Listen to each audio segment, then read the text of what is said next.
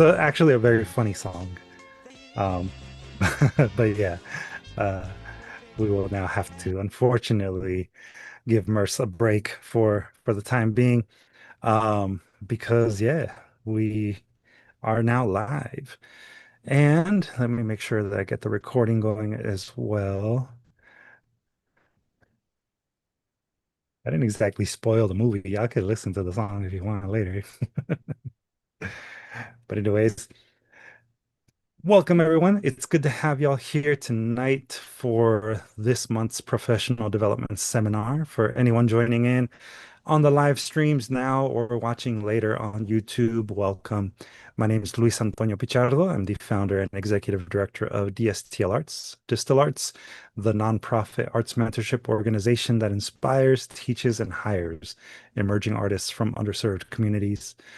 And as usual, I'm accompanied by our lovely master teaching artist, Abraham Jaramillo. Say what's up, Abraham. There he is, rocking the old school 3D glasses look for tonight. Well, as promised, today we're going to be discussing a variety of things related to publishing. More specifically, we're going to be talking about publishing contracts and commissions. And as I go through this slide deck, I'll be talking a little bit more specifically at moments about our procedures for publishing work through Distill Arts, but this also covers a lot of things that are related to just publishing and contracts in general. So, if you have any questions about any aspect of publishing as it relates to the material presented here, you're obviously welcome to ask away. You can use the chat on whatever platform you are joining in by. And this slide deck will also be made available to you for those of you that are on Zoom now through our Google Classroom. You can download it there and you'll be able to watch the video there as well. So first things first, before we get going, I want to do a quick little check-in. We've covered a lot of different topics over the course of the last several months, 6 months to be exact, since we've been offering these seminars. And I'm just curious to hear from those of you in the session now, what factors are you currently considering as you plan a career as a working artist that maybe you didn't think of before? Like I said, we've been covering a lot of different topics, and I'm just kind of curious to see, what are things that are on your mind now, in particular, since all of you are nearing the end of your manuscript development journey. So, what you got on your mind, fam? You could use the chat or you could raise your hands. Got a couple folks in the house that have also previously published, so you're welcome to share your thoughts as well.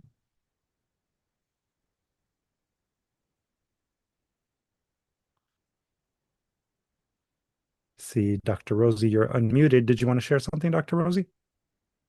Yeah, I was just thinking, it, the I think going back to, just because even a little bit earlier you had talked about, you know, if we either create or if we do have an actual, website to update it. So those kinds of factors are coming to mind, especially if, since this will be the second book that I'm going to be able to publish through Distilled Arts. So it's like getting, I feel like now, okay, this is really serious business.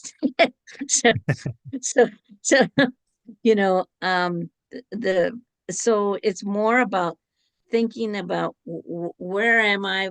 I do have a website, but I really haven't updated it, and I really need to start considering to do that so that I can start connecting with more folks out there, because I really enjoy going to the LA book festival, and promoting their books there, but we could also promote it via our websites and all that. So Mhm. I think it's a that's what's coming to my mind. The for planning for a career, as a working artist, that's what I need to start rethinking and actually now taking the next step. Right on, right on. Yeah, I'm glad that we were able to, obviously have you produce your first chapbook through our organization. And you've definitely been one of our best advocates when it comes to, not just the grants, but also being out there in the community and selling your work. Your chapbook always sells out when you're around. And Thank you. I'm glad that you're thinking about, the importance of having your website and, using it as a platform for marketing your work and everything else. Um, so yeah, thank you for sharing that, Dr. Rosie. Anyone else have any other comment or thing that they'd like to specifically call out? We got Eric here in the chat saying the accounting aspects, a social media strategy, maybe trying to build a community around a book. Yeah. In Navortu, you're thinking of how filing taxes would look like. Yeah. Well, there's some strategies that can obviously help you with that we did cover in our previous session on business planning. Mauricio? Hey, Luis. Good evening, everyone. For those who don't know me, my name is Mauricio, and I have a previously published book. So, I think where I'm at in terms of career and plan is kind of like what's the next steps, kind of taking my book and, further projects, moving on. Specifically for me, like detailed contracts and terms that like offer no sort of like vagueness to it. So that's kind of where I'm at right now. And like, what's the next step to me? How do I continue the work? How do I expand my knowledge, circle of influence, like, getting possibly into education or, just maybe even traveling, the States for my book. So that's kind of where I'm at. Nice, nice. Thank you, Mao, for sharing your thoughts. And yeah, I think all of the things that you're saying now are certainly aspects that we'll be covering here, especially when it comes to, yeah, not just the promotion aspects, but also, how to protect your work and how to protect yourself as an artist. Because publishing isn't just, the work going out there into the world and it does its own thing. It's constantly you looking at other ways in which you can ultimately capitalize on it, you know. Um, so yeah, thanks for sharing your thoughts. Any last comment here? And again, if you have any questions or anything as we go, please feel free to use either the chat or to raise your hands. But as we like to do, we like to discuss our kind of place in history. And here we have a quote from Ava DuVernay. Many of you might be familiar with the name. She is an American filmmaker and TV producer, as well as a film publicist. And they are quoted as saying, all the traditional models for doing things are collapsing, from music to publishing to film. And it's a wide open door for people who are creative to do what they need to do without having institutions block their art. How many of you would agree with this or have any specific thoughts related to this? Got the thumbs up from Mao. True. All right. Thank you, Erica. Got another person in agreement. All right. Thank you, Carolyn. Abraham. Well, I guess kind of half agree. I think at the beginning of the internet, all that was kind of the age of like, oh, we can make it by ourselves, but now it has become also a way to like who has the most like access to all these crowds or systems that help you navigate to get more followers or things like that. So it has become kind of the same. Mhm. Yeah, I can see where Abraham is coming from as well. When we think about things like promotion and marketing, we discussed social media as a strategy before. And yeah, the, crazy, very hidden algorithms that influence the way in which content gets surfaced, that's kind of a new system that we have to also acknowledge as being in some ways a gatekeeper, right? There's always going to be at some point some kind of system in place that can uh, to a certain degree block the performance of art in a particular space.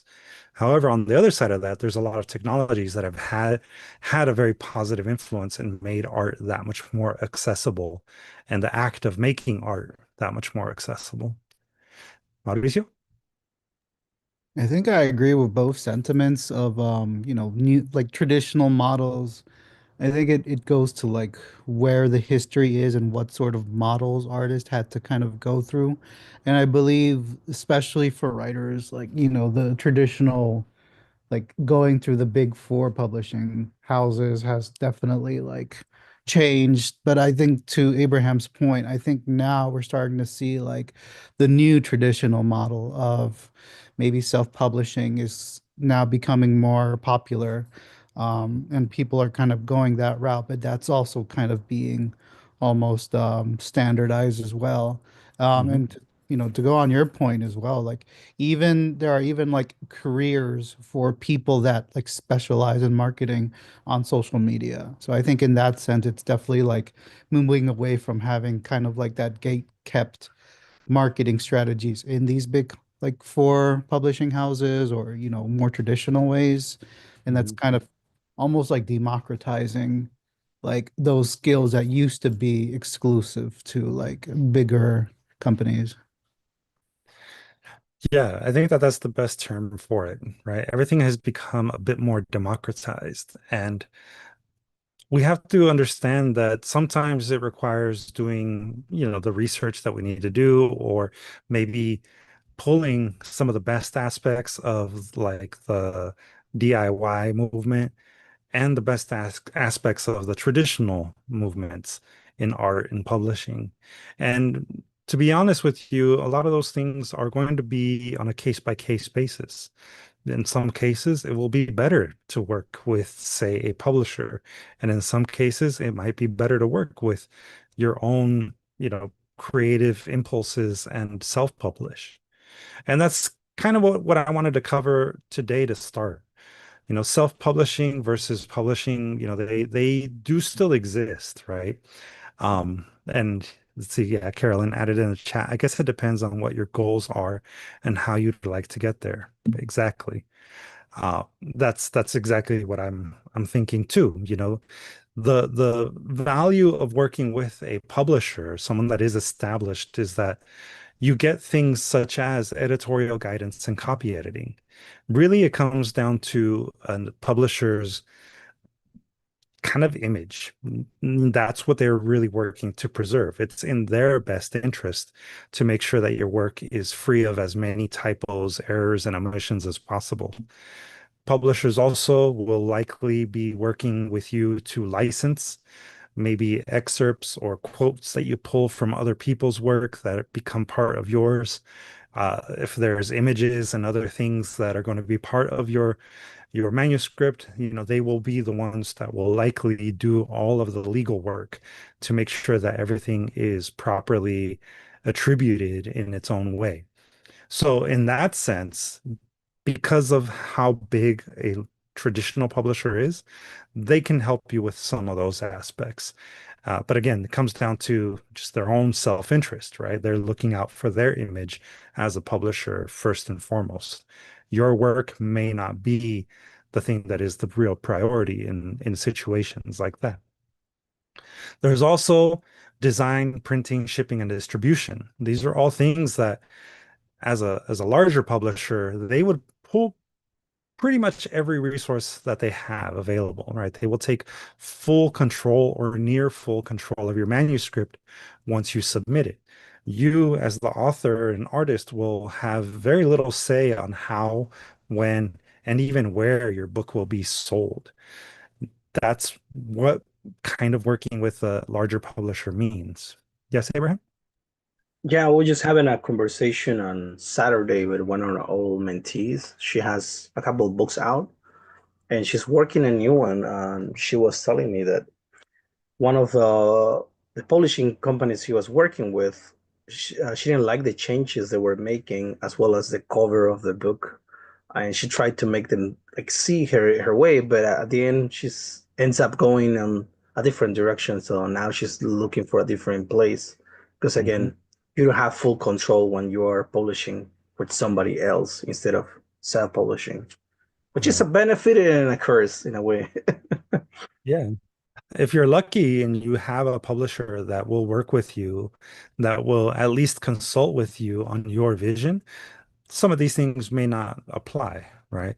But back to Carolyn's point, it kind of depends on what your personal goals are and how you want to get there. Publishers have certain resources available to them. They can do the graphic design, they can do the shipping and distribution, and they will likely be the ones to contract out a printer who can do the printing in bulk. Those are some of the benefits of working with a publisher. Whereas if you were doing it on your own, that could be sometimes a little overwhelming. Also, there's to some degree marketing support. Not all publishers will invest a lot of money in marketing your books, but at the very minimum, they can at least work with large bookstores such as a Barnes and Noble, and they can pay for the placement of the book maybe at the front, in the entrance of the building where people are going to see it the most, at least for a certain amount of time. There's other things that publishers can do to help with marketing, such as putting up billboards or bus benches. Those are sometimes strategies that work in marketing a book. However, they more than likely will not pay for things like book tours or social media ads and direct sales, meaning sales that you do directly from your website. They won't really support that. Those things are usually going to be things that you have to either get a grant to do, such as a book tour, or you, out of your own pocket, would likely be paying for the boosted posts on social media. But that's not to say that publishers can't help in some way with maybe a slightly larger marketing budget than what you could do on your own. But again, depends on your goal, right? Because as a self-publisher, self-publishing gives you a lot of creative control. And if that's what you really want, if you really want to have the full creative control, self-publishing is a legitimate way to get your work out there. And there are more and more organizations and other funders out there that look at self-publishing as a very honest way of putting your work out there in the world. And in some ways, it also helps with protecting your ownership of your intellectual property. Your intellectual property is, in the end, the most important thing that you can maintain control of when it comes to any form of publishing. Self-publishing, of course, allows you to work with graphic designers and illustrators and copy editors that you choose. If it's someone that you trust, if it's someone that you have a very good relationship with, you can work with them directly to do the layout of a book, to do illustrations, to do maybe even a comic book adaptation, right? This could also be ideal if you're doing more of like a designer style artwork or a boutique style printing or a limited edition of a particular work. In these instances, self-publishing can even lead to doing things that are more collectible and potentially could have a higher profit margin. Because the self-publishing side of this means that you sort of build your budget around how much money you want to earn beyond just the initial print run. What's that, Abraham? Yes. Show me the cover. She showed me the cover a friend did for her, and what a difference between the one the publisher was offering. Yeah, you're talking about our previous mentee Yeah, versus yeah. she showed me the cover that the publisher was offering, and it wasn't bad, but as she said, it wasn't what she was looking for because she was already thinking of the font being legible. Some of the graphics were a little too, like she mentioned they would look too cheap or too, I don't know. And she knows because she works in bookstores and stuff like that. And the cover that the friend did for her, like, yeah, pretty great. Yeah, that's again, right? That's one of the benefits of self-publishing. You can work with people that you really trust and who might actually listen better to your vision for your work, all right? Or you could be the one doing it too, in which case you obviously are the best person to establish the vision of your work, right? In the long run, too, there's a potential for higher profits and longer royalties or residual income. Depending on what it is that you're doing, your residual income could be, I don't know, maybe 5, 10 years longer than what the residual income would be from a larger publisher. Um, there's also that kind of like resale sort of environment in which your work could potentially be, selling for more money beyond the first sale. And then that may translate to either more work for you, or it might translate into uh, maybe other adaptations of your work that could lead to other opportunities that maybe go beyond just the printed form if you're talking about specifically literary publishing. There's also more control over distribution if you are the self-publisher. You could do, exclusive vending opportunities with specific bookstores or mom and pop stores or independent bookstores. There is a little bit more of that control when it comes to distribution, which could be in addition to obviously selling through your own personal website, doing direct sales that way, doing direct sales at events like the Festival of Books. There's other ways in which you can get your work distributed into the world beyond just the Ingram, Amazon owned distribution network. And then, of course, there's the custom tailored marketing strategies. And these are things that, in some ways, you can do more easily on your own when compared to working with a larger publisher. Since publishers don't usually cover basic marketing expenses, uh, you know, you may even have to do your own press releases anyway and your own advertisements. So even with having a publishing agreement with someone else, you may still have to be responsible for doing a large majority of your marketing. But that also means it's an opportunity, right? It's an opportunity to, as I wrote here, create an experience around your product.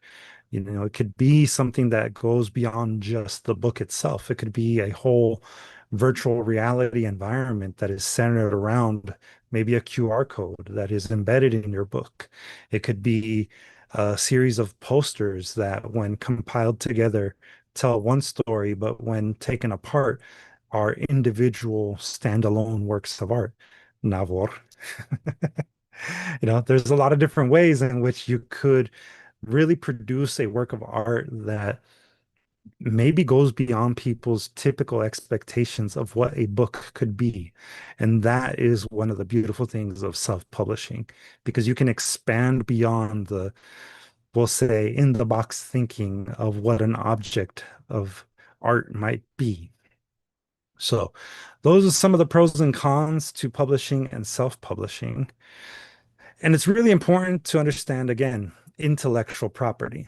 And here's a very quick, very generalized, I'll say, definition of both copyright and trademark. And this is really important for all of you to know, even on a basic level.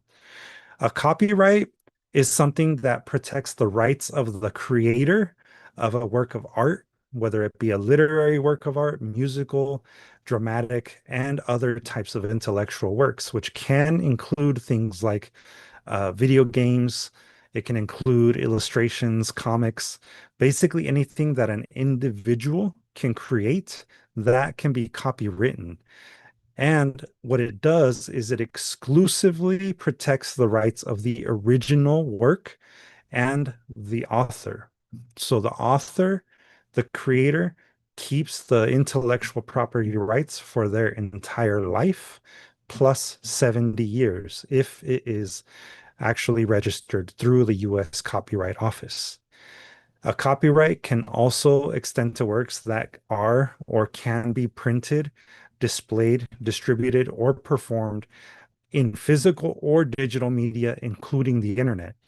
So if you create, for example, a website, an interactive website that is a supplement to a zine that you created, that website can be copywritten. The code of the website can be copywritten.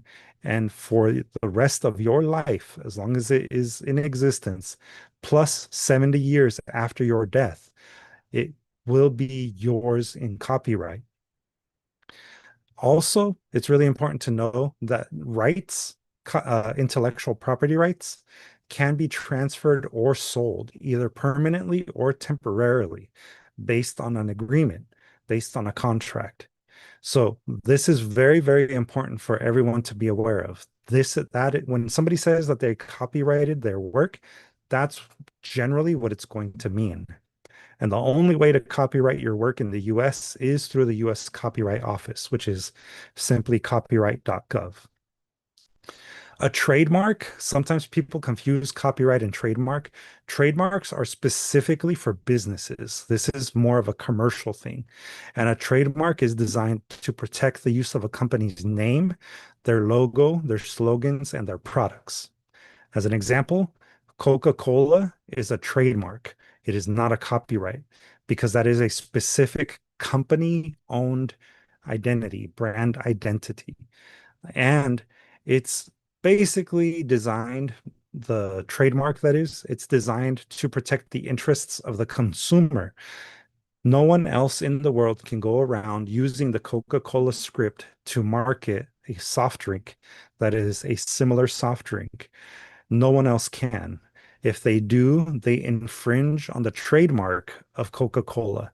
And part of the reason why those protections are important is because, let's say somebody decides to do the original recipe for Coca-Cola, cocaine included, and they're out there marketing it as a Coca-Cola, maybe with the same font and script. That could put some people in danger. So the idea behind a trademark is that the Coca-Cola company can sue whoever is using the original recipe that includes the cocaine. They can sue them to ultimately protect the consumer. So again, this one always will, if anything, have the company's, the corporation's best interests in mind, whereas the copyright has the individual artist's best interest in mind. When you're thinking about your work, if you can afford it, I recommend copywriting your work first before you do anything. If you do have a brand that you are creating, you can always trademark your brand with the US Trademark and Patent Office at uspto.gov. So that's the difference between the two. Just remember, copyright protects the individual artist. Now, we're going to take a very brief look at a publishing agreement, specifically the Distill Arts one. So as you see here on your screen, it might be a little small right now, but this is what the actual publishing agreement looks like that I would be presenting to you if you decide to publish any manuscript through Distill Arts. Obviously here, there's some basic information about the publisher.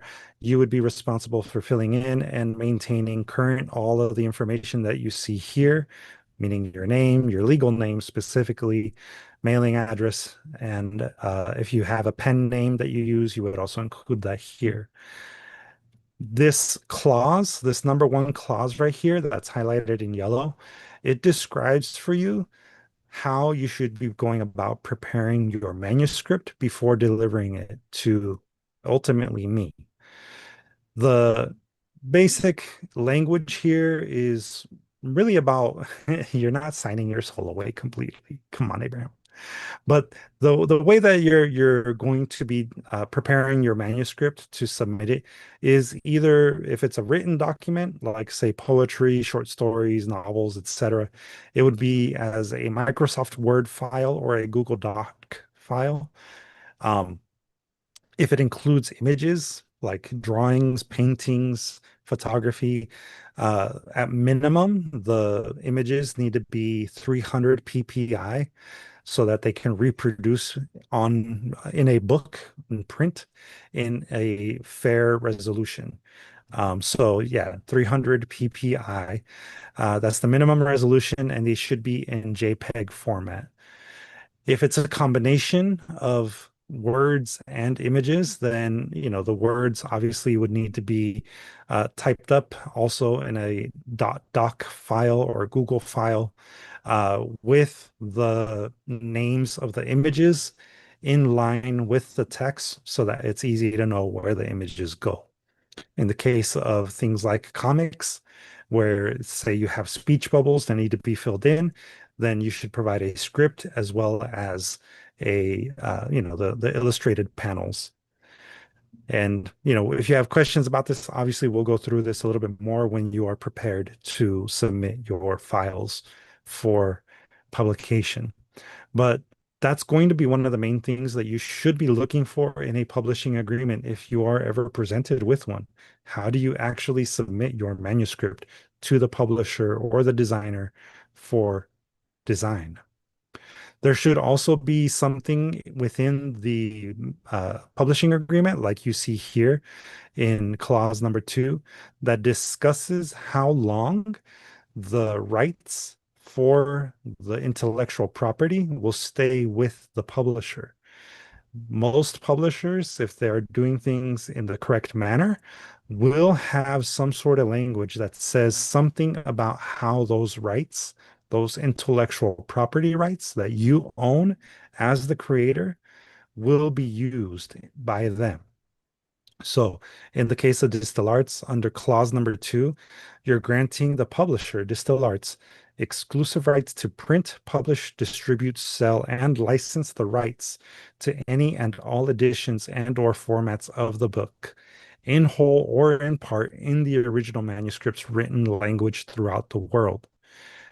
All of that basically is saying that you are giving Distill Arts the rights to publish the work and to sell it all around the world in its original language, in whatever format is necessary for the publication of your book. You also, under subsection 2.1, are granting these rights to Distill Arts for a period of 3 years from the date of this agreement. So this is a 3-year agreement. For 3 years, Distill Arts will have your book in print, and for those same 3 years, it will be distributed as it was delivered, obviously reformatted in whatever book format is best for the book. Permissions of use under 2.2, beyond these covered by fair use and copyright laws and disagreement, shall be at the sole discretion of the author and artist, who alone may grant release and permissions. So ultimately what this is saying is that you as the artist have the final say as to how your work is used. Ultimately, what Distill Arts aims to do with our publishing agreement is to give you the ability to control who, what, where, and when your work gets published and in what form it gets published or shared. There are certain fair use and copyright laws that kind of allow other people to either make references to your work or maybe do remixes of your work, depending on how that is developed. But for the most part, you are the one that has control over your work. These are really important things to look for in any publishing agreement. Again, you as the individual artist should, in every way as possible, have the control over your work, over your intellectual property. It is yours. No one else should be allowed to take it away from you in any capacity. There's obviously a lot of other things here, like in the case of this one where it talks about, you haven't, infringed upon another person's rights to their privacy, to their own intellectual property. Those kinds of clauses are designed to protect you and the publisher from getting sued in the future by people who can make claims to other, intellectual properties that may be, used within the work. And there's also here this clause in the Distill Arts one, at least, that talks about you will have approval over the design, the format, and the style of the book, including the text, graphic material, and cover art. So, we work with you to develop how your book looks when we publish it. It's not just I take the manuscript and that's it. You never hear from me ever again. It's quite the opposite. I work with you. I send you a couple of versions of it. You get to see it as it's coming along. And if we want to make changes, we're able to make those changes before it gets sent to print. And then again, here, that just reinforces that, once you approve the final art, then it will get sent to print. Once it's sent to print, unfortunately, there are no additional changes that can be made. So, we want to be sure that 100% of the book is up to your vision and your specs in your mind, based on what we're able to do, right? Based on what's feasible. Also, you're responsible for making sure that there are no spelling mistakes, grammar, all that. I'll do my best to do all the copy editing with you, but it is a team effort, so keep that in mind. Does anyone have any questions so far about this publishing agreement? Yes, Mauricio? So, could you go back a page? Sure. I guess to the one where there's terms. Like, okay, yeah. So on 2.1, Mhm. I guess my hypothetical question would be, what if a contract doesn't really have terms for a specific period of time like yours does? How would one interpret that? Do you think that's an indefinite like date? That it kind of does become an indefinite thing, and that's where um, you would really want to look at the rest of the publishing agreement to see if there's any kind of escape clause. Got it. Escape clauses are what would allow you to put an end to the book being in print and to the book being available for purchase through retail sources. And at that point, you can also say that you no longer want the book to be in print with that specific publisher. Um, One thing that you also want to know is that if you have a publishing agreement that, has been fulfilled by the other party, the publisher, and they have put it out in the world, that version of the book is technically theirs. The publisher can say that they have potentially copywritten the work and that that specific edition can no longer be reproduced. So if you are, using your escape clause to say, okay, I no longer want it to be printed by you, we're, moving in our own separate directions now. That means that that version that you gave them can no longer be printed by another publisher. But you can go in, you can make small modifications if you want. You can make some adjustments to the story or to the poetry collection. You can reorder the poems, and it can be reprinted, however, as a new edition. And that new edition, honestly, would benefit from having new work associated with it. That way, it's in its own way a completely new version of the original manuscript, if that makes sense. Yeah. Thank you. Yeah. Read the small print and send a lawyer. Yeah, exactly, Abraham and Carolyn. And yeah, the object itself, but you can print other versions, right? So, the original book version that no longer can be made in that same way and now needs to be a new updated version. Nabor? Yeah, I'm not sure if I'm going to ask this correctly or as clear as I would like, but I I wanted to ask, like, if any of us, for example, from the A team, like, if I wanted to use one of the assets I created, whether it be like, let me, I don't know, let me think of something. Yeah, one of the assets I created and print like Rezo printed copies, or if like Carolyn, for example, wants to print one of the photos for a shirt, a series of shirts, or Julie wants like to print like one poem on poster papers. Is that within like our, I guess, copyright to, or our agreement to do that, or is that restricted because it's within the 3 year agreement of the date? If that makes sense. Mhm. I'm very happy that you asked that question because that actually brings me to this page. Sorry, wait a minute. Is it this page? Yeah, it's this page.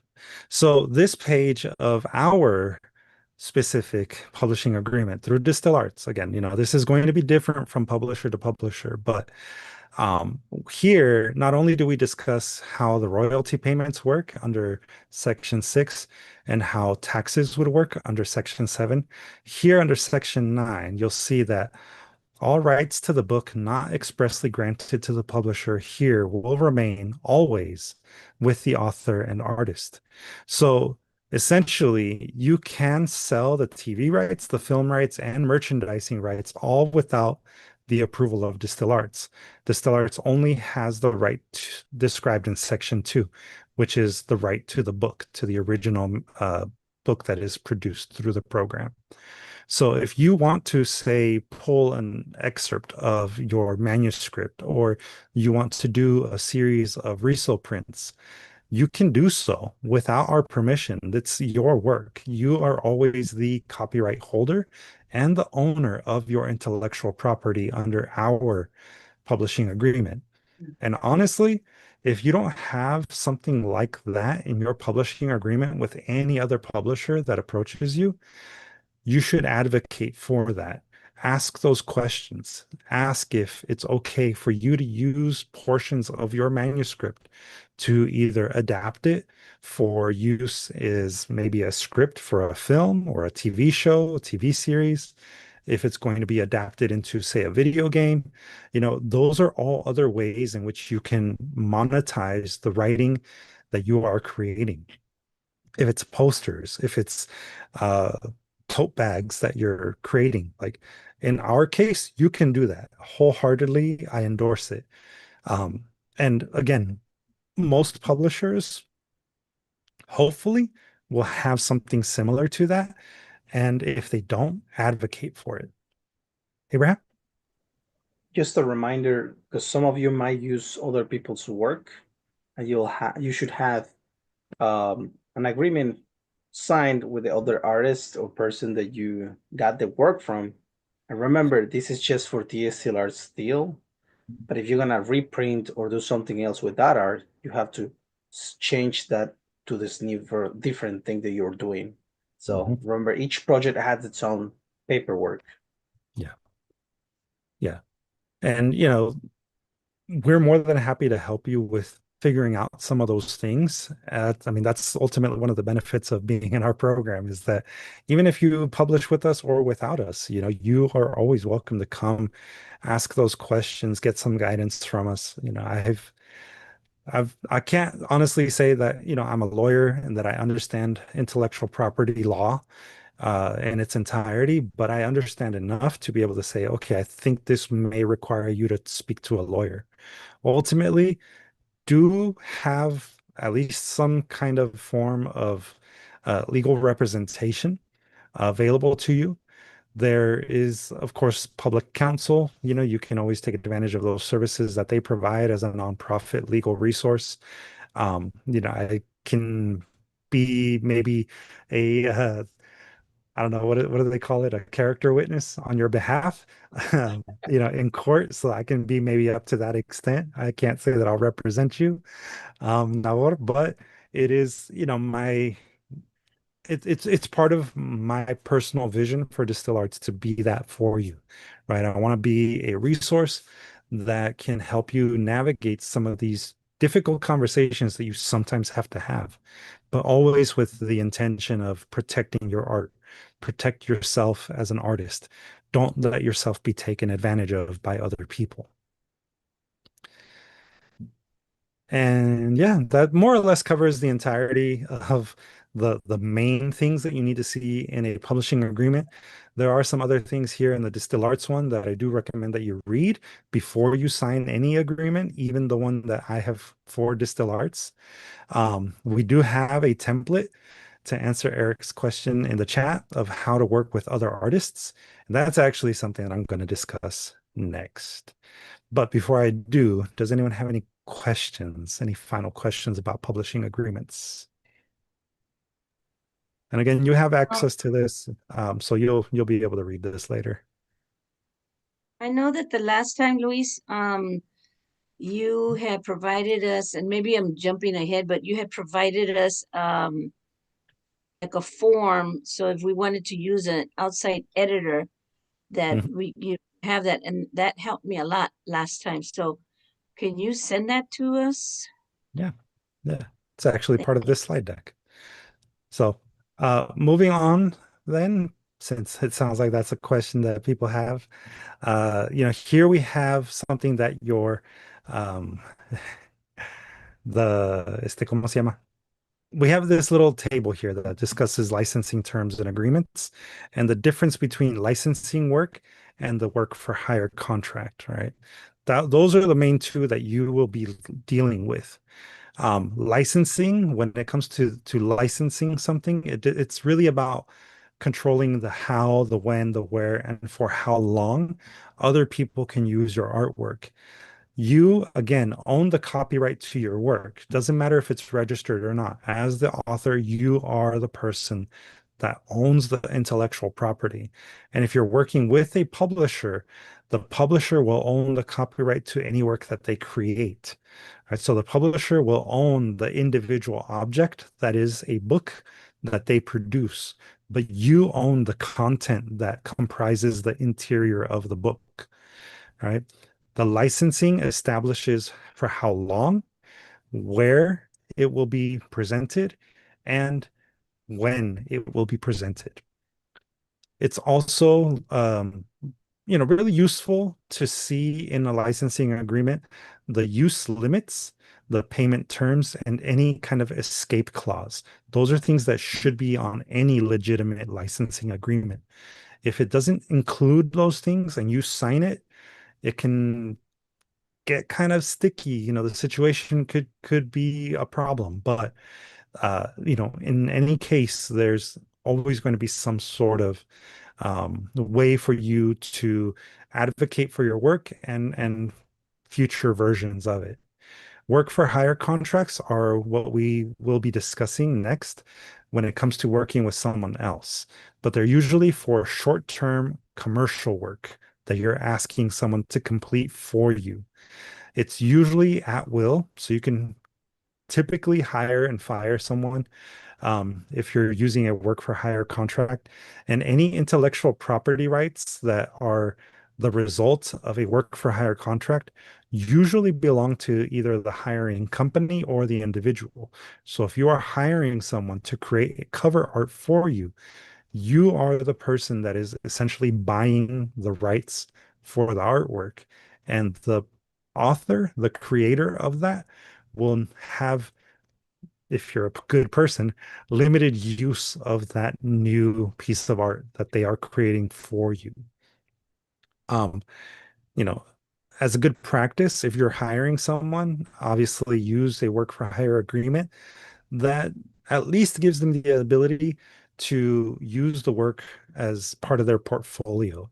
The same goes for you. If you're being hired by someone to create cover art or to create some sort of element that is going to be used in their book, at the bare minimum, again, advocate for yourself and request that you have the ability to use that work as part of your portfolio. The other things that you might hear get thrown around include Creative Commons or open source. Those are very specific to other scenarios. Creative Commons is more about remixing work that is on the internet or in other digital mediums. That does allow you, if you register it through the creativecommons.org website, it allows you to, kind of limit to what degree people can remix or repost or share work that is yours. But I definitely recommend that if you're working in a digital medium, that you be aware of what Creative Commons are and protect your work in that way. Open source is specific to code, source code, either for websites or for programs. So that's a whole other thing. It's not really up the DistilArt's alley, but you might hear that used in some art contexts. So just be aware of the definition of it. And again, licensing versus selling your rights is very important. In general, you never want to sell your rights, just license them. And these are some of those scenarios that I mentioned earlier about how you can license your work. It can be, adapted to a film, a TV series. It can be even turned into music, or audiobooks. Those are two separate licenses. Audiobooks versus a printed book. They're two separate licensing scenarios. You can also talk about print media and even toys and merch. You can create pretty much anything with your artwork if you license it. Again, never sell your work. Always try to work out an agreement where you are maintaining control over your intellectual property. Merch, yeah, exactly, Abraham. If you need to create a work for hire contract, especially as part of your particular manuscript, remember to include things like payment terms. How are you going to pay the person? Is it going to be one lump sum or is it going to be done in split payments? And are you going to do it by check? Are you going to do it by cash? Are you going to do it by card? In general, you should have the artist invoicing you so that they become the ones that are responsible for paying taxes on that. If they invoice you, that means that they are the ones that are responsible for the taxes, for collecting, whatever, or setting aside whatever amount they need to pay to the IRS. Yeah, never pay people with exposure. That's actually, I think, very, very, ¿cómo se llama? Very disrespectful.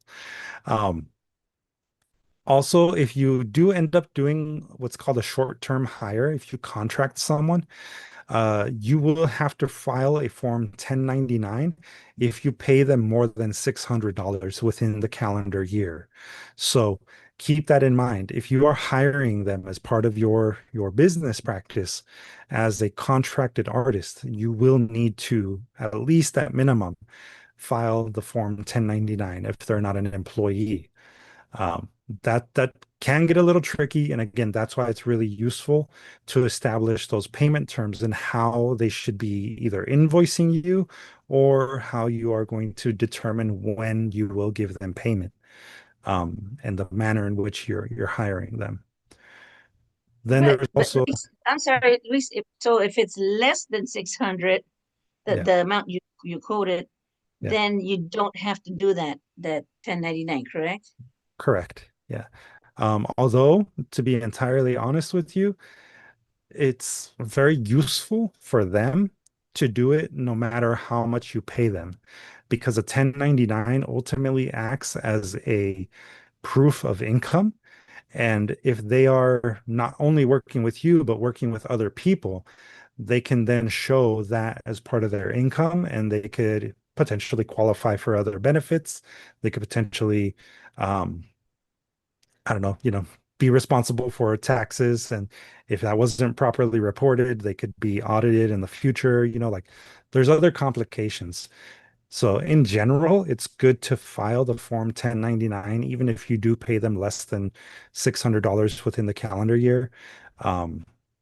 But you do have to, by law, uh, file a Form 1099 if you pay them $600 or more within the calendar year.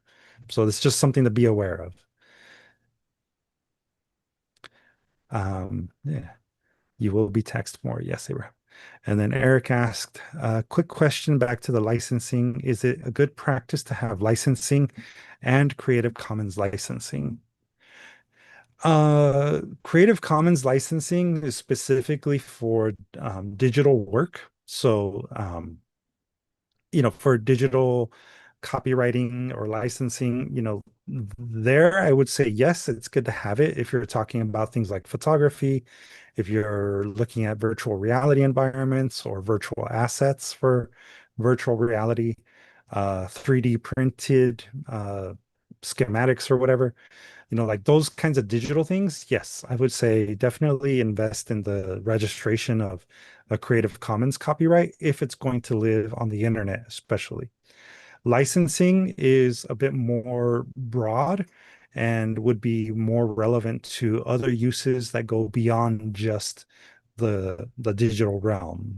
This would be for the other things like we have here, right? The film and TV, sound, digital media, print media, and toys and merch. So those are kind of the differences between general licensing and Creative Commons licensing. I hope that answers your question, Eric. Yeah. So back to the work for hire contract, there's also the use terms. So just like Navor's question before about the Distill Arts publishing agreement, your use terms dictate how people can use the work beyond just, the commission itself. So you in your work for hire contract should be specific about how and under what circumstances the artwork will be used by you and how the other person can use the artwork if you're a good, equitable artist. Think about how they could potentially use it for their own professional use. Obviously, you want to limit, their ability to do things like creating prints or posters of the work that they create for you. If you're going to be doing that, you don't want to have that competition between them and you and for the use of the artwork. But as a working artist yourself, be considerate of how other people might use the work too. So at minimum, allow them to do portfolio-based versions or website versions or even social media posts. That's I think always a very equitable way of supporting other artists while supporting yourself as well. Yeah, we would only use it for print, but also for promotion. And then, of course, you can use your artwork for promotion as well. It's going to be really valuable to do so. And in that way, we're supporting one another. We're saying, hey, check out Luis Blacayer at cartoon_distortion, who did the cover art for Art Block Zine Volume 9. It's an amazing piece of artwork, and you can also buy the original print from him. So like those are ways in which you can share in the wealth that is the artwork that is produced. There's also, the opportunity to talk about the design specifications and delivery, right? So in any work for hire contract, it is good to be very specific about the formatting. That's why in our publishing agreement, we talk about, Google Doc versions and Word doc versions, plus, how you should be delivering the visual art, right? Those kinds of things are very, very important, especially if you're talking about print. Print can be tricky if it's not properly formatted. It's also very important to be clear about whether or not you would accept the work either as digital art or physical art. Sometimes there are requirements based on the needs of the publication. So that's something that you can specify in any work for hire contract. And to help you, as Dr. Rosie so eloquently asked, there is a sample work for hire contract included in this slide deck. So I did upload it earlier, and this will also be available for you to download off of Google Classroom. So you can always use these as samples as you create your own work for hire contract. It's pretty straightforward of where you would want to make changes, right? Insert name here, insert artist name there, et cetera, et cetera. Here under this section, I did provide you with manuscript submission specs when we were talking about the publishing agreement, but at the very, very end of this slide deck, there's also a page that has all of those specs written out in a separate single page. So Thank you so much. Thank you. you're welcome. And if you're working with someone who prefers to have their contracts in Spanish, I have also had a chance to translate it. So this is the translated version in Spanish for anyone working with Spanish speakers. All right. So any questions there about work for hire contracts? And remember, again, this is if you're going to ask someone else to add artwork to your manuscript. So if you want someone else to do the cover art, if you don't want me to be involved in that, this is something that you would need to consider using. If you're also going to be asking another person to do copy editing, if you're going to ask them to, if you're going to pay them to write a blurb for you or do a review for you that will be included in print in the book itself, you should also cover yourself and have something similar to this. Yeah. All right. And oh yes, Nabor. Yeah, I'm not sure where this would fall under, but if, for example, like I wanted to feature my nibblings like artwork, they're like a youth under 18. What would that contract look like with them or my brother, the Yeah. That's an excellent question. Of course, anytime that you involve a minor, anyone who is under the basically age of 18 in the majority of states, then yeah, you would need to have their guardian, parent or guardian, be the ones who enter into the agreement with you. And you should be very specific in the language of your contract, how it's going to work with the artist and their guardian. I would also go even a little step further and say that, like, let's say you decide that you want to share your royalties with them, that you would either create a trust for the minor where you would be, putting whatever royalty amount that you anticipate paying into that trust. And when they become legal age, they can then access it. That's one way to ensure that the money goes to the artist if they are a minor, as opposed to being, maybe used by the parent and never benefiting the minor. Thank you for that. Yeah, thank you for that piece too. Yeah.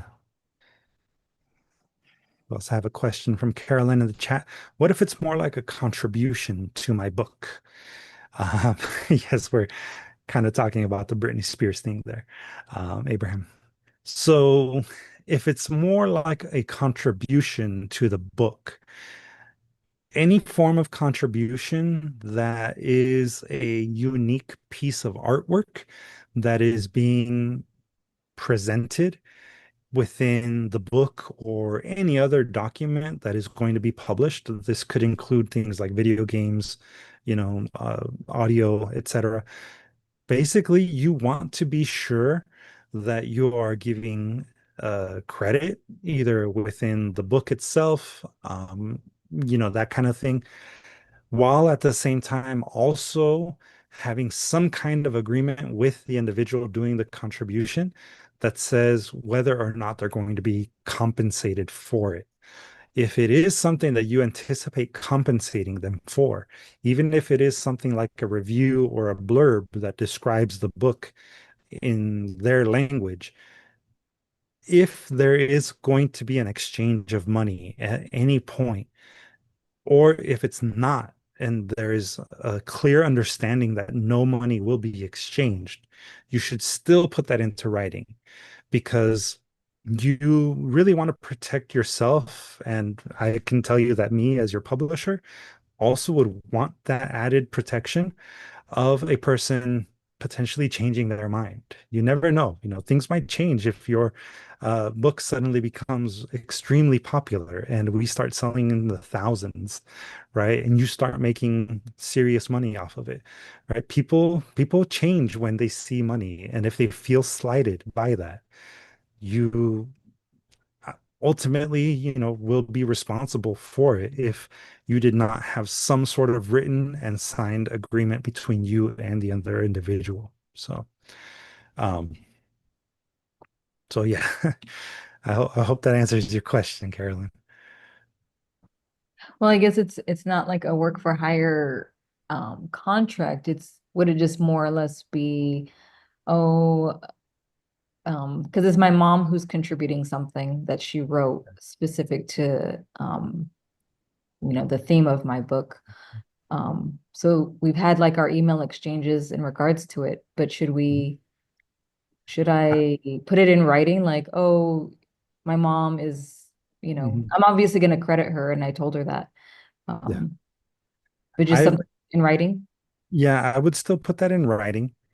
And part of the reason why you want to still put this in writing is because remember, all the content within the manuscript that you create, at least the majority of it, is your intellectual property.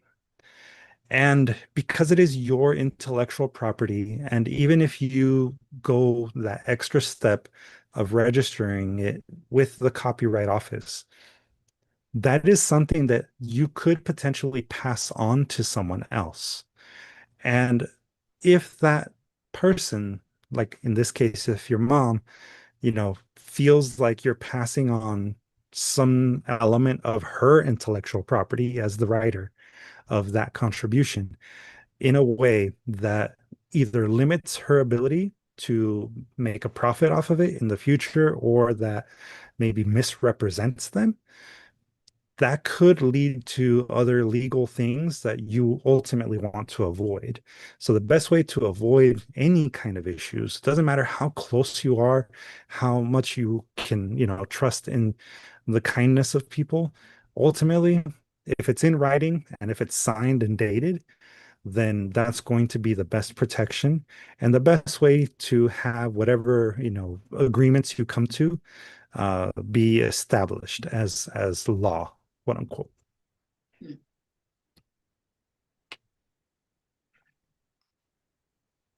Does that help? Yes, It's okay. thank Yeah, you. for sure. And like Abraham says, right, just make it 100% sure. Like you can't go back on it if you sign something, especially if there's money involved. So these are sometimes difficult conversations to have. I will tell you that. But in the end, you're gonna have a better relationship for it, I think. Regarding the copywriting thing, is that something done before book publication? Right. It can be done before, and it also can be done after. To answer Eric's question, you can copyright a book, like the manuscript itself. You can copyright it, and like I said before, the book as an object, which is printed and produced by the publisher, that can also be copywritten. That copyright would be held by an organization or a business, whereas the manuscript, the content of the book itself, that's something that you as the author hold the copyright for. They are two distinct objects and two distinct intellectual properties. A person can't take the Distill Arts design files, for example, and try to pass them off as their own because Distill Arts holds the copyright for that design file and no one else can reproduce it by law as according to our publishing agreement. But on the other hand, you as the author can take your same manuscript. Um, I mean, it would be a violation of our publishing agreement, but you could technically turn around and reproduce it if it's a different version, like a re-edited version of it, because you always hold that copyright. Um, Yeah, ultimately think of them as two separate things, and it's always going to be your intellectual property, regardless. So you could take poems from maybe one manuscript and poems from another manuscript, because each individual poem is its own intellectual property, and they can all be, remixed and reformatted in their own way and reproduced in another manner. That's why, if you go into a bookstore, you could find the same book, but printed multiple times in multiple different formats in multiple different ways.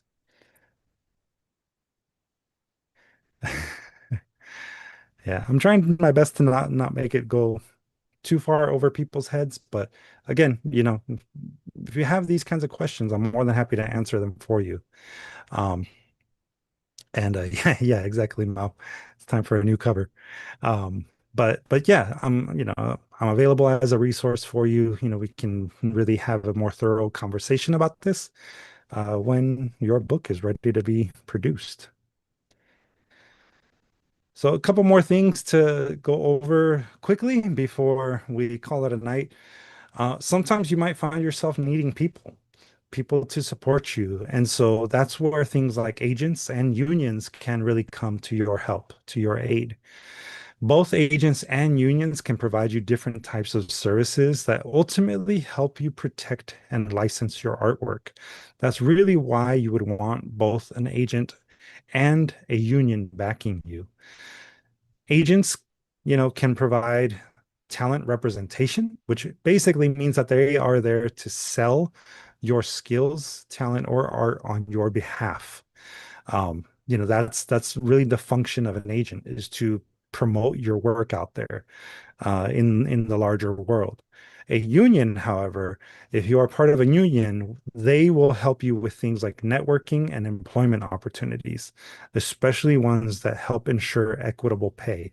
That is the primary purpose of a union if you are part of a union. So think of it as more for gigs.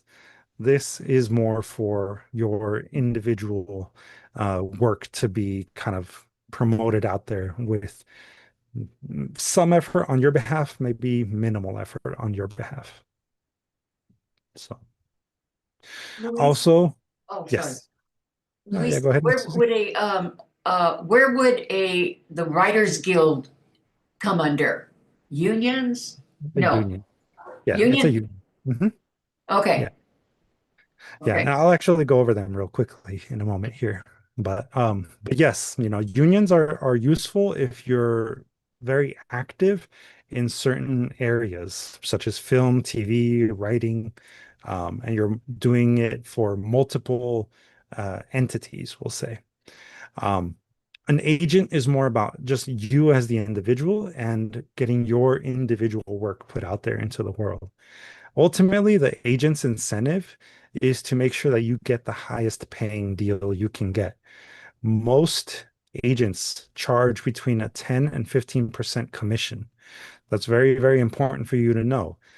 If an agent is charging you more than 10 to 15%, they're probably not working under ethical practices. Huh. So you be very aware of that. Most agents average anywhere between 10 to 15% commission, not like a monthly or annual due that you pay them. So it's really in their best interest to get you gigs because their commission is going to be dependent on that. That's how they can help you with navigating contracts. Unions, if you're part of a union, they can actually help you review contracts too, in a very similar way as an agent. But a union does not have any kind of like commission that they would be pulling from your contracts. They're really there to ensure that you are getting, protected coverages under whatever your work for hire contract is. So that's the primary difference when it comes to being part of a union versus having an agent. Again, an agent, their incentive is to get you paid the highest amount that you can get paid so that they get paid. Whereas a union, it's in their interest to make sure that you get paid an equitable amount that also provides you protections as an artist. And their purpose for doing that is to protect you and their other union members. Also, both of them can help you with finding attorneys. Agents themselves are not attorneys. They cannot give you any kind of legal advice. Only a certified attorney can. Unions almost always have attorneys on retainer. So if you are a member of a union, you can usually gain access to an attorney who can help you with either litigating breaches of contract or even just checking on contracts to make sure that they are legitimate and that they are in fact protecting you as an artist. And then there's also the idea of a specialist, right? Agents usually work to get you the gigs, but they will refer you to a specialist to help you develop either your public image or your brand.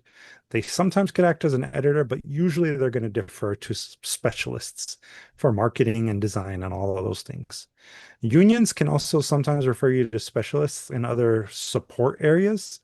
But a union typically will not have direct access to individuals that they have vetted. They might have like a resource list of, other specialists in some of these areas, like marketing and design, but they're not going to say like this is the person to go to.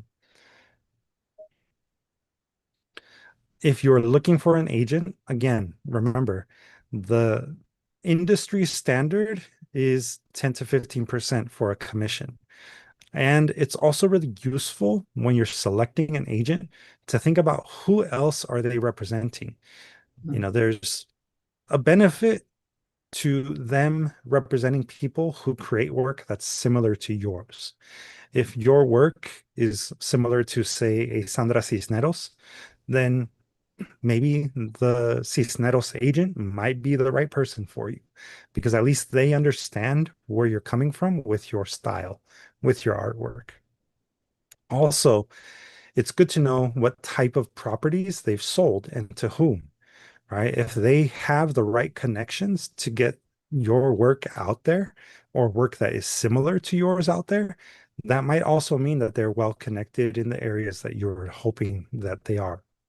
So an agent, will sometimes help you, sometimes, not be the right fit, either because of personality or just their network, right? It's also very, very important to understand the contractual obligations and financial obligations that you're agreeing to. Again, not all agents are the same, and not all of them are going to be trustworthy.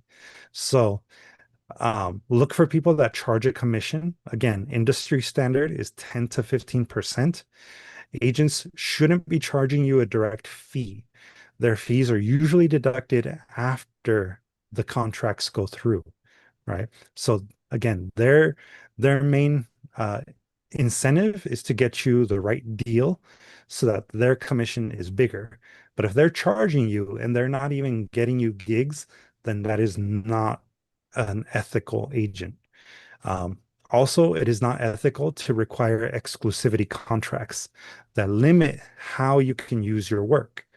Kind of going back again to the point that we were talking about with Navor, if an agent is saying in their contract with you that only they can manage the rights, the intellectual property rights agreements for you on your behalf under any kind of media, that's going to limit your ability to, make deals with, like, say, movie producers or directors or, video game firms, like whatever the case might be. You want to be able to have the ability to work with multiple agents because no one single agent is going to have the right amount of connections within any given industry to be able to work outside of that specific industry, if that makes sense.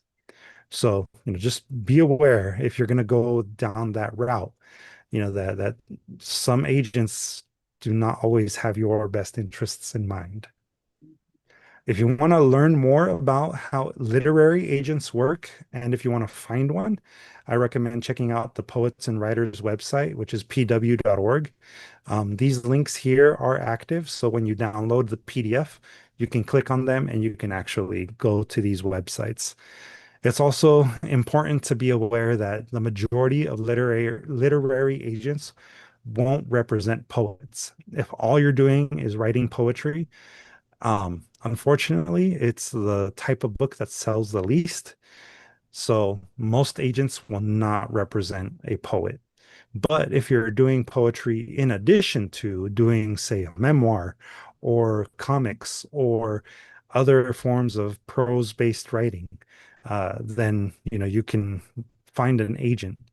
Um, yeah, Rupi Kaur, I probably has done other forms of writing. I can almost guarantee you that they got their start doing something else and then pivoted to poetry. A lot of times that's what most poets do. They will look for an agent who will publish something like a memoir or who will publish maybe a collection of short stories, help you get that published. And then the poet will come out, right? Then they will try to publish their full-length poetry books. And at that point, because the agent has seen that there is already a market for their work, then they might continue working with you. But usually, if you're starting off only doing poetry, the majority of agents will not represent you. There, I'm sure, exist exceptions to that rule, but just be aware you're going to have a much harder time finding an agent if you're only doing poetry and if you're only trying to get a book of poetry produced. That's not necessarily the case if you're, say, a photographer, if you are, again, a short story writer or a novelist, if you're writing memoirs or creative nonfiction or other forms of prose, biographical, true crime, whatever the case might be, you're probably going to have an easier time finding an agent. And, it's a very unfortunate thing, but that is the state of the world. So I won't go too much into the union stuff, but, there's member benefits. There are also eligibility requirements to be aware of, plus, membership dues. If you are familiar with how unions are structured, those are some of the basic things that you need to know about joining a union. A couple of good unions that we have found in our very limited research include the National Writers Union, which does accept work for hire and contract writers, as well as writers who are doing predominantly digital work. And their monthly dues are based off of your income, your annual writing income. So if you make as low as, I think it's $5,000 in a year, you can start off at as low as $1,250 a month as a member, I forget what they call it, but they do offer things like medical, dental, and vision insurance help, press passes, and other certain things that are really beneficial if you're especially a journalist or a blogger. But they are also good for freelance and self-employed poets, writers, etc. And yes, that does include, like I said, poets. They actually do accept poets who decide to join the union. The other one to consider is the Authors Guild. They are looking more for traditionally published authors and illustrators, and they do also accept the freelance writers and also emerging writers. So if you haven't published anything yet, you actually can still join this union for $100 a year or $9 a month, depending on how you want to break it down. Very similar as the other one. But this one, again, if you don't earn a certain amount of money per year, then your eligibility is limited. But again, this one is nice because they actually do have a emerging writers membership for unpublished writers. So it's a good entry point if you're thinking about joining a union as a writer. There's also things like membership and trade organizations. These are slightly different. These are more going to benefit you through advocacy, networking, and other forms of resource sharing. So, some examples include the Academy of Motion Picture Arts and Sciences. The people that put on the Oscars, they would be considered a membership or a trade organization. Then there's also the Academy of American Poets. They are, in fact, a nonprofit organization that puts together the National Poetry Month, They offer a bunch of other resources for teaching artists and other writers and poets that are sometimes beneficial, sometimes, more for the general public to gain a better appreciation for poetry. And then locally, I definitely recommend supporting Arts for LA. Arts for LA is an LA-based advocacy group that really focuses a lot on supporting the arts nonprofit sector, as well as individual artists and arts education programs within LA. But they do advocacy both at the local and national level. So they're a good organization. I stand by them. They get my cosign. Ultimately, regardless of whether you decide to join a union or have an agent or even joining a trade organization, really keep within your circle like-minded artists, people with whom you feel comfortable sharing your ideas, your resources, and more. Distill Arts is always going to be here for you, Arts fam. We will have your back regardless of whether or not you're active 100% of the time or, sometimes within our programs. As long as I'm around and as long as I'm able to, I'm more than happy to provide you with whatever insights I have. I've been doing this for long enough to feel not like an expert specifically, but at least aware enough to be able to guide you in a direction that hopefully benefits you. In the meantime, for those of you in the mentorship program, as our homework, I recommend that you review and to the best of your ability, try to understand some of the contracts and publishing agreement that are included in this particular packet. This is going to be very similar, if not exactly the same as the publishing agreements and work for hire contracts that you will likely be using, not just for your manuscripts now, but in the future. And again, always advocate for yourself. Be aware that your intellectual property is valuable. Never sell your rights right away. License it.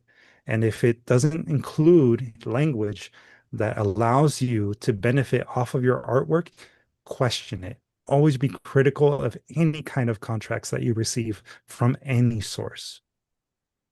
Yeah, use that noggin, as Abraham is saying. So with that, I will, say goodnight to those of you on our live streams. Again, if you have any questions, you can always learn more about our programs at distillarts.org. You can obviously follow us on all the socials using @DSTL Arts. And if you have any questions, you can reach out directly to me, Abraham, or Angie. Our email addresses are on the screen now. For the YouTube stuff, obviously, remember to like and subscribe and do all that jazz. And again, for those of you in the mentorship program, this very last page is a call out of the specifications for preparing your manuscript. So this is the very, very last page of the slide deck. Again, it will be available to download. It is actually available to download now on Google Classroom. So be sure that you follow this when you are preparing the final version of your manuscript that you will be turning into me. Or even if you're, thinking of turning it in to another publisher and you want to explore publishing with someone else. These are going to be some very useful tips for preparing your work. And this is specifically how to prepare your work for Distill Arts publication. So thanks again, everyone. I appreciate all of you reaching the finish line with me. I'm very happy to have each one of you in the program. I'm really excited to see all of the work that is being produced. And I really wish you all a great rest of your week. I'll see y'all soon. Okay. And good luck, Luis, in completing the proposal. So we're sending you lots of prayers and blessings. Stay Thank strong, you. brother. Stay Thank you. strong. Gracias, profe. Good to see you. Nada. I'll check y'all out. Okay. Take care. Good night, everybody. Bye. Bye. Bye, Miss Susie.